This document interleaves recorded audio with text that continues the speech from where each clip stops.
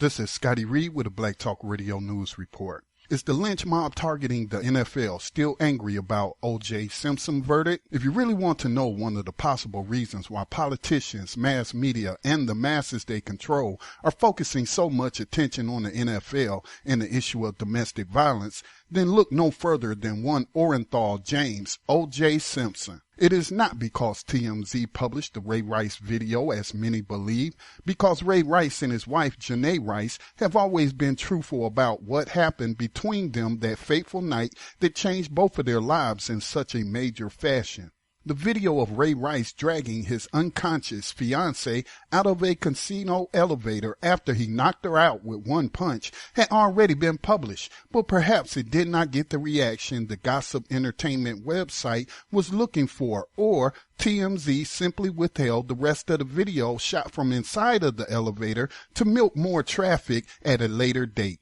Whatever the case, once the second video was published, all hell broke loose, which cannot be logically explained because Ray and Janae had already described what had happened and the public had already seen a video that was pretty bad in itself. The couple attempted to move on with their lives after the case was adjudicated in the courts, but the lynch mob, now in a frenzy, wanted a death sentence for Ray, and that is what they got, with the NFL handing down an indefinite suspension, just like the jailers who willingly gave up the intended victims of the lynch mob's past. Once the second video was published, perhaps the rest of the media saw how much traffic and interest the story was generating. So they started digging up more stories of NFL players who unfortunately made the mistake of committing acts of domestic violence or had simply been accused of the crime. It did not matter whether it was a felony assault or a misdemeanor assault. It did not matter if the players had been cleared or not. The lynch mob did not care, and it follows no rules attributed to a civilized society. When it came to the cases that were still pending before the courts and all the details were not nationally known, the lynch mob media and the politicians started gathering up pitchforks, lighting torches, and checking their ropes as they prepared to target even more players. Due process? What is due process? Who cares about due process? And why let the justice system get in the way of a good lynching? However, it still does not make sense that some of the most educated people in society, some of them charged with defending and upholding the Constitution, people who at any other time would be bragging about how great America is and how it has the best judicial system in the world, could be so bloodthirsty that they would just throw their alleged principles and oaths to the Constitution out the window and get behind a metaphorical lynching.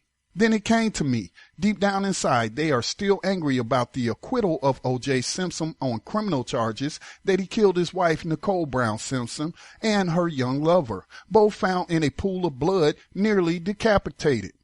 The media, politicians, and celebrity feminist attorneys dug up cases going back almost a decade involving NFL players so that they could make it appear to the public that the NFL has a systemic domestic violence problem among its players, which is not the case.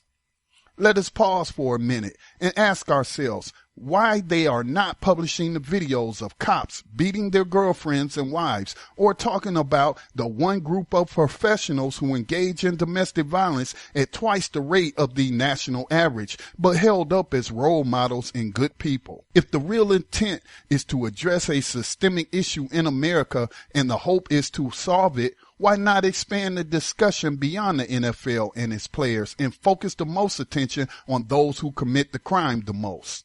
If you can think of no logical reason why law enforcement officers are not the target of this lynch mob despite having a real systemic problem within their ranks, then just think back to the trial of OJ Simpson and you will have your answer.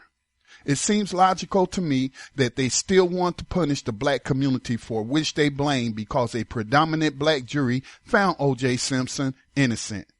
What is happening now is nothing short of malice being directed at the NFL's players who are predominantly black. The three players still going through the legal process in the legal system may consider a plea deal because the media and their cohorts have made it nearly impossible for them to get an impartial jury if they want to go to trial. In the meantime, the lynch mob is doing all it can to pressure the NFL moving forward to put a system in place outside of the courts that would allow for the automatic lynching of any NFL player accused of this specific crime. Due process be damned. This is Scotty Reed, Black Talk Radio News.